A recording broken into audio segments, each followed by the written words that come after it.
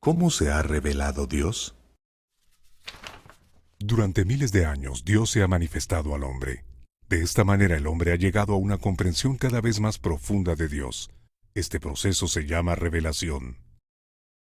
Un evento clave en la historia de la revelación ocurrió hace 4000 años aproximadamente. En esa época, un hombre llamado Abraham vivió en Harán. Harán se encuentra en lo que hoy es el sudeste de Turquía. No solo había casas en Harán, estacionamientos y centros comerciales, sino que también había templos, muchos templos. Porque entonces la mayoría de la gente creía en muchos dioses. Había uno para la fertilidad, otro para la cosecha, otro para la lluvia, la guerra, incluso para la pedicura. Y fue justo en medio de este mar de divinidades donde Abraham oyó la voz de Dios. Irás a una tierra que te mostraré. Abraham confió en Dios, tenía fe y se marchó a Canaán. Él confió en Dios cuando le prometió un hijo y se mantuvo fiel a lo largo de todas sus tribulaciones. Abraham, que vino a ser llamado Abraham, es considerado como el padre de la fe en el único Dios. Los descendientes de Abraham son llamados israelitas. Muchos años más tarde, los israelitas cayeron bajo el poder de los egipcios.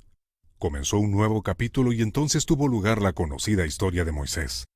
Después de muchos años de esclavitud, del fenómeno de la zarza ardiente, de un faraón que se mantuvo cambiando de opinión y finalmente de las muchas plagas, Moisés llevó a su pueblo a la libertad.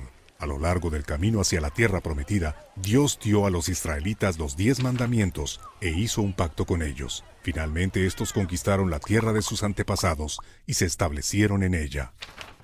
Y así pasaron luego años y años. Entonces los israelitas exigieron a un rey y les fue otorgado Saúl. Su infeliz gobierno fue sucedido por David. Bajo el reinado de David y aquel de su hijo Salomón, Israel experimentó un período de prosperidad. El templo de Jerusalén fue construido en ese tiempo. Después el reinado se deshizo e Israel se convirtió en el peón de sus poderosos vecinos. Primero fueron los asirios y luego los babilonios, después los persas, los griegos, después de los ptolemeos y seleucidas, y finalmente fueron sometidos al imperio de Roma. Durante todos estos siglos el pueblo de Dios experimentó una historia de montaña rusa que a menudo fue más bien dolorosa. Pero siempre y a pesar de todo, Dios se reveló a sí mismo. Así es la pedagogía divina. Dios habla no solo a través de sus profetas, sino también a través de la historia de su pueblo. Y así el pueblo de Israel lentamente captó quién es Dios. Empezaron a entender que se podía ser esclavo no solo de los egipcios, sino también del pecado, que necesitaban un éxodo de la esclavitud del pecado. Se dieron cuenta de que su tierra prometida solo podía ser un pálido reflejo de la verdadera casa celestial, que a pesar de todos sus esfuerzos, la ley nunca los haría hombres justos, sino solo la acción de Dios. Comprendieron que era necesario un Salvador, un Redentor de la humanidad enviado desde lo alto. Y entonces hace 1000 años, en la plenitud de los tiempos, como es dicho, Dios actuó. No, un poco más a la izquierda. Jesús, el Redentor de la humanidad, nació en Belén. Su venida sucedió de manera diferente a como muchos la habían previsto. No era un guerrero colosal o un superhéroe listo para enfrentarse a los romanos. Predicó paz en medio de la opresión. Luchó contra el odio con amor. Él nos dio la vida por su propia muerte.